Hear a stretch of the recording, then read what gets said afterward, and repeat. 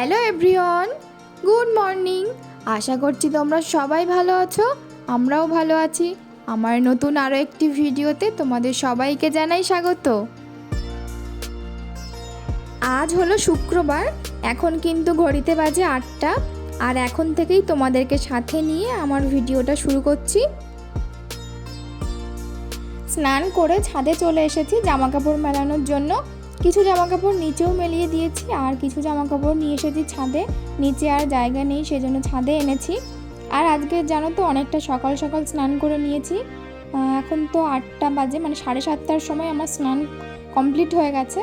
আজকে সকাল সকাল স্নান করেছি, আর আমার মাথায় আজকে আমি শ্যাম্পু করেছি।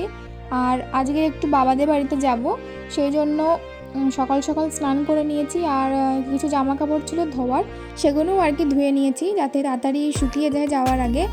আর আমার মাথায় আজকে আমি শ্যাম্পু করেছি যেহেতু, সেই জন্য আরও সকাল সকাল স্নান করে নিলাম। আর আমার মাথার চুলটা যেন তো একদমই ভালো না, মানে চুল যদি ভেজাই তাহলে চুল তাড়াতাড়ি করে শুকোতে চায় না, সেই জন্য আরও তাড়াতাড়ি করে স্নান করে নিয়েছি। তো এখন তাড়াতাড়ি করে আমি জামা কাপড়গুলো মেলিয়ে নেব, তারপরে পুজো দেবো, তারপরে আবার সকালে রান্না আছে। তো বন্ধুরা, তোমরা আমার সাথে থাকো আর আমার ভিডিওটা কন্টিনিউ দেখতে থাকো।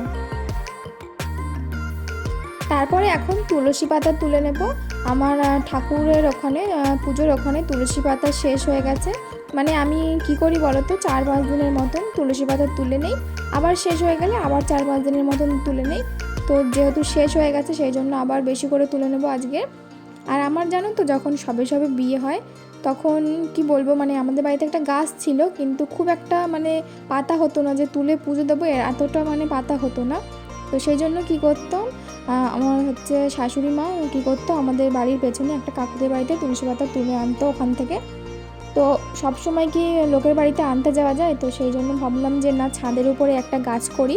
তো ছাদের উপরে গাছ করার পরে এখন কিন্তু ছাদে আমার অনেক গাছ হয়ে গেছে ভগবানের ইচ্ছায়, এখন আর কারোর বাড়িতে তুলতে যেতে হয় না।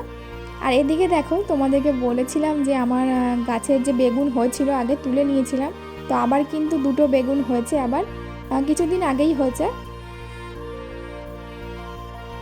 বাবাদের ওখানে যাওয়ার জন্য কিন্তু আমি রেডি। আমার হাজব্যান্ড আমাকে বাবাদের ওখানে দিয়ে ওর ডিউটিতে বেরিয়ে যাবে। আর আমি তোমাদের আজকে একটা জিনিস দেখাবো। আর এদিকে কিন্তু আমার সেই শাড়িগুলো রাখাই আছে, এখনও আলমারির মধ্যে রাখিনি। আর তোমাদেরকে যে জিনিসটা দেখাবো সেটা হলো এটা। তোমরা দেখে নিশ্চয়ই বুঝতে পারছো যে খাটটা আমার অন্যরকমভাবে রাখা, আলনা অন্য জায়গায় রাখা। হ্যাঁ, আমার জিনিসপত্র আগে যেভাবে রাখা ছিল আর কি, খাট আলমারি, সেভাবে তো আমি মানে আমার ঘরের কিছুই আর কি রাখতে পারতাম না, মানে ফটো লাগাতে পারবো না, বা কিছু যে আমি সাজিয়ে রাখবো এরকম পজিশনে ছিল না আর কি জিনিসপত্রগুলো। তো আমি আর আমার হাজব্যান্ড দুজনে মিলে এই 1-2 দিন আগে আর কি জিনিসপত্রগুলো সব অন্যরকমভাবে সরিয়ে রেখেছি। আর এই আলমারির নিচে কিন্তু চাকা লাগানো আছে, এটা কিন্তু ঠেলতেই আর কি সরে যায়, আর কি ঠেললে সরে যায়। তো সেই জন্য দুজনে মিলেই সম্ভব হয়েছে সরানো। ড্রেসিং টেবিলটাও তাই, আর খাট তো খুলেই লাগাতে হয়। তো আমার রুমটাকে একটু ভালো করে সাজিয়ে নিই, তোমাদের সঙ্গে একটা রুম ট্যুর শেয়ার করব।